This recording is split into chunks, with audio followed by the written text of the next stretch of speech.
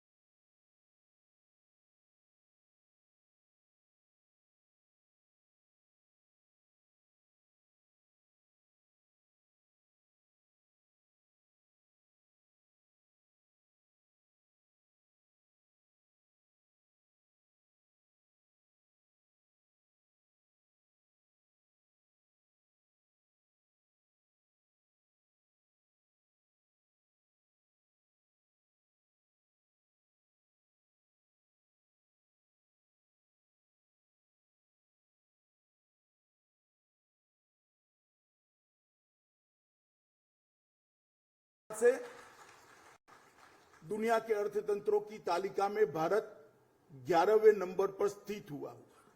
2004 से 14 तक 11वें नंबर की अर्थव्यवस्था पे हम स्टिक हुए थे। मोदी जी ने 8 साल में 11वें नंबर से 5वें नंबर की अर्थव्यवस्था बनकर दुनिया भर को ये बताया है कि आने वाला समय भारत का है। IMF ने भी डार्क जोन में एक ब्राइट स्पॉट कर भारत के अर्थतंत्र की व्याख्या की है, और ये उचित ही है, क्योंकि आज दुनिया भर को कहीं पर भी मैन्युफैक्चरिंग का डेस्टिनेशन दिखाई पड़ता है, इन्वेस्टमेंट करने का डेस्टिनेशन दिखाई पड़ता है, तो वो हमारा भारत है। और उसका सबसे बड़ा उदाहरण है कि हमारी सटीक अर्थनीतियों के कारण दुनिया भर में जब कोरोना के बाद जो स्लोडाउन आया और पूरी सप्लाई चेन बिखर गई, उस वक्त सबसे तेज गति से वी शेप से उभरने वाली अर्थव्यवस्था पूरी दुनिया में अगर कोई थी तो हमारी भारत की अर्थव्यवस्था थी, और ये दुनिया भर ने इसको महसूस किया है। मित्रों, आज कई सारे पैरामीटर्स के अंदर हम बहुत आगे बढ़ चुके हैं, और कई सारे पैरामीटर्स ने हमें ये मानने के लिए पूरी दुनिया को मजबूर किया है कि हम आने वाले समय की उभरती हुई अर्थव्यवस्था है। लगभग निर्यात का सवाल है। आजादी के बाद सबसे ज्यादा निर्यात 2022 में $421 बिलियन का हुआ। वर्ष 2022 में सेवा का निर्यात भी सबसे ज्यादा हुआ। $421 में से बिलियन में से $254 बिलियन सेवा का निर्यात हुआ। एफडीआई भी सबसे ज्यादा 2022 में $83 बिलियन आया। 70,000 से अधिक स्टार्टअप और 100 से ज्यादा यूनिकॉर्न स्टार्टअप भारत के सुनहरे भविष्य का परिचायक है। 2014 में हमारे पास 4 यूनिकॉर्न स्टार्टअप थे, आज 100 से ज्यादा यूनिकॉर्न स्टार्टअप है और 70,000 से ज्यादा स्टार्टअप। मोदी जी ने भारतीय युवा को विश्व के मंच पर अपनी शक्ति के साथ खड़ा रहने का एक मंच उपस्थित किया है, और कैपिटल एक्सपेंडिचर वो भी गत साल की तुलना में 46.8% हम बढ़ा पाए। मित्रों, बहुत महत्वपूर्ण है। कैपिटल एक्सपेंडिचर जब बढ़ता है तो अर्थव्यवस्था को अपने आप गति मिलती है।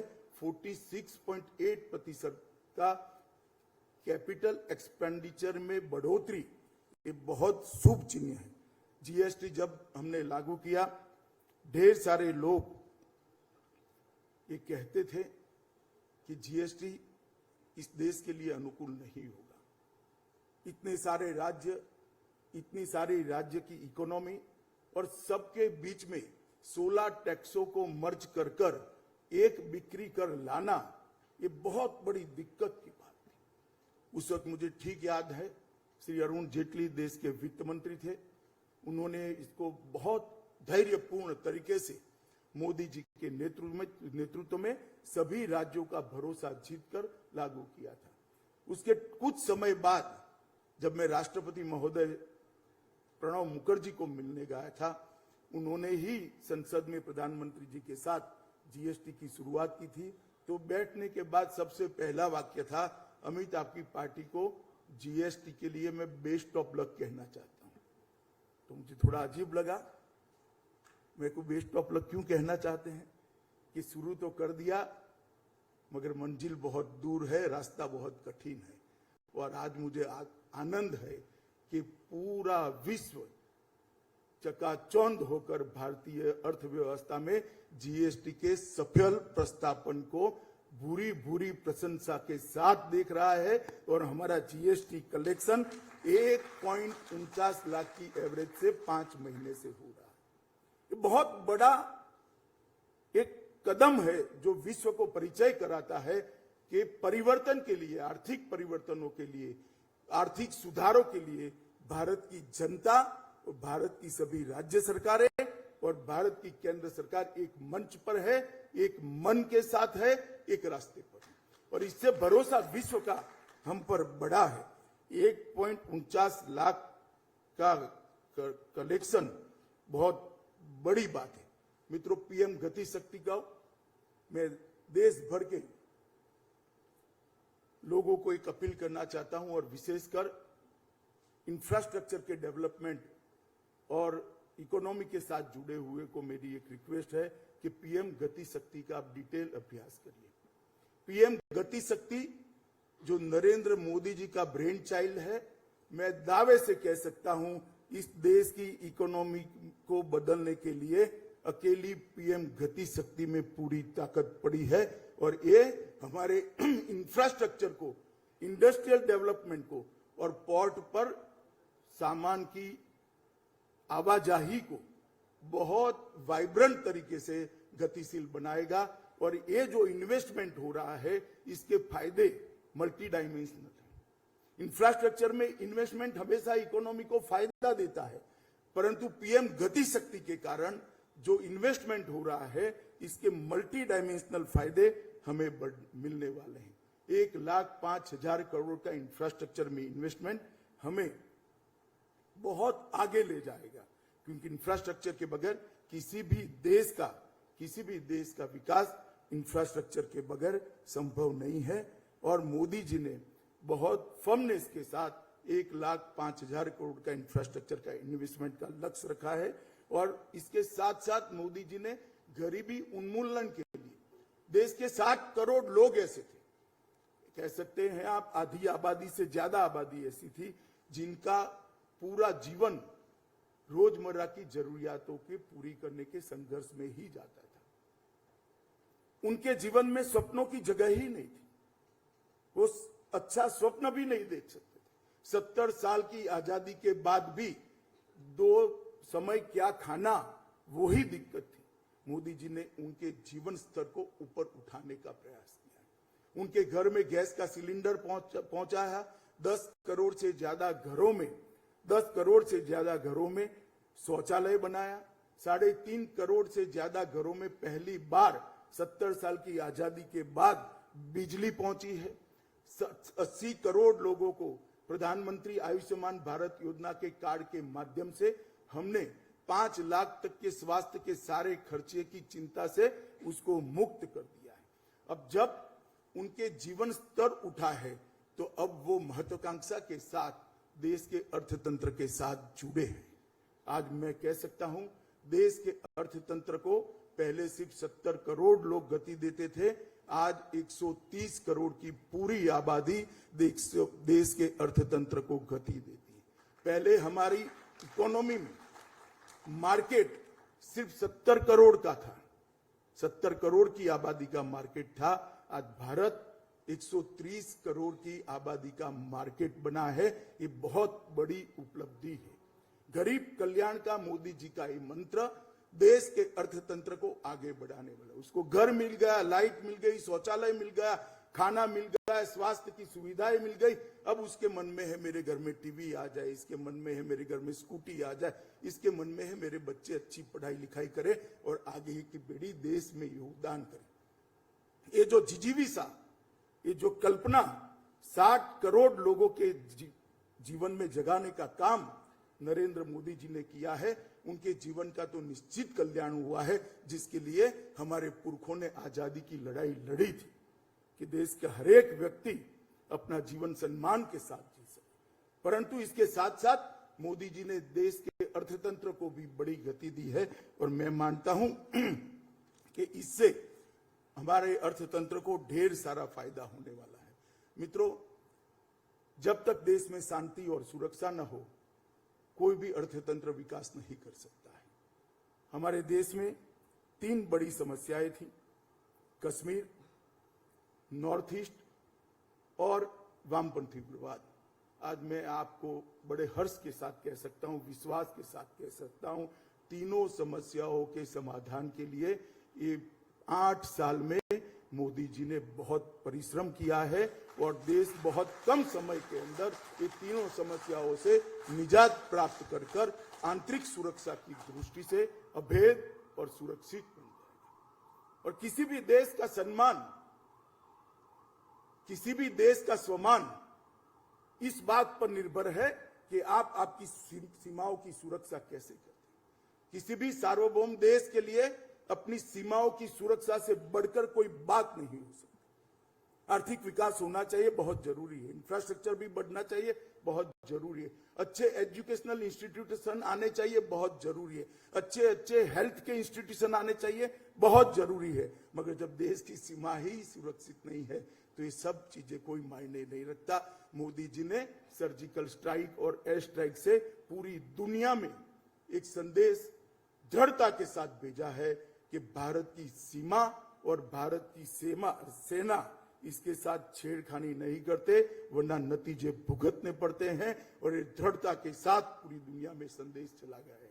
मित्रों, भारत की कृषि व्यवस्था को भी मोदी जी ने बहुत आगे बढ़ाया है। आज हम कृषि के क्षेत्र में, कृषि पहले जीडीपी में सबसे कम कंट्रीब्यूट करने वाला मानांक माना जाता था। मुझे पूरा विश्वास है 5 साल के बाद कृषि का जीडीपी भी देश में जीडीपी में कंट्रीब्यूटर माना जाएगा। ढेर सारे ऐसे राज्य हैं जिन्होंने 10% से ज्यादा कृषि विकास दर को हासिल किया है। ढेर सारे ऐसे राज्य हैं जिन्होंने अपनी सिंचाई व्यवस्था को डबल से ज्यादा बढ़ा दिया है। ढेर सारे ऐसे राज्य हैं जिन्होंने पाकों की, क्रॉप्स की विविधताओं को बनाकर आज भारत का कृषि निर्यात 3 गुना करने का काम किया है। और ये बहुत बड़ा कंट्रीब्यूटर देश की इकोनॉमी में बनने वाला है। और मैं फिर से एक बार लोकतंत्र के लिए कहना चाहता हूं, पहले 2014 के पहले हमारे देश के लोकतंत्र को 3 नासूर बहुत समय से परेशान करते थे: जातिवाद, परिवारवाद और तुष्टीकरण। मोदी जी ने देश की राजनीति को जातिवाद, परिवारवाद और तुष्टीकरण से मुक्त कर पॉलिटिक्स ऑफ परफॉर्मेंस की शुरुआत करी है, जिसमें दम होगा वो शासन करेगा, जो देशनिष्ठ होगा वो शासन करेगा, जो परिश्रम करेगा वो शासन करेगा, जो कहां जन्मा है इसके आधार पर, किस जाति के आधार पर और कितना तुष्टीकरण करता है इसके आधार पर कोई शासन नहीं करेगा।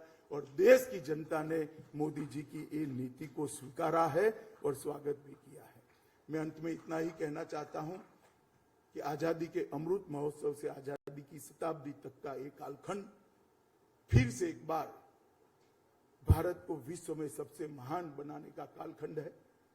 130 करोड़ लोगों का संयुक्त परिश्रम, हम एक मन, एक सोच और एक दिशा के साथ इस रास्ते पर अगर आगे बढ़ते हैं तो निश्चित ही हर क्षेत्र में भारत सर्वप्रथम होगा, ऐसा मेरा मानना है।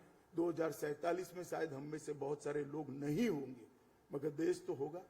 2047 में पूरी दुनिया में सबसे प्रथम भारत हो, इस संकल्प के साथ हम पूरा देश आगे बढ़े, मोदी जी के नेतृत्व में आगे बढ़े और हम सर्वप्रथम हो, यही सबको शुभकामनाएं। धन्यवाद।